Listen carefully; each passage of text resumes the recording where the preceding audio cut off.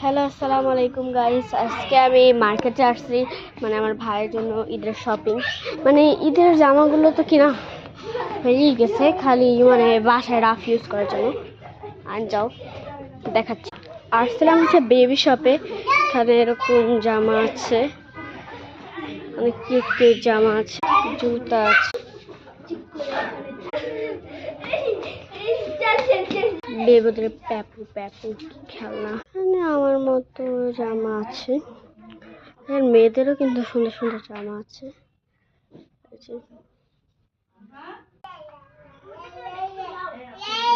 অনেক বড়, প্রায় দেখি আয়ান কি করতেছে।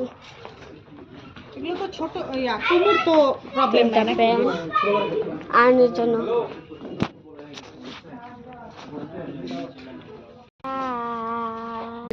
Bye bye.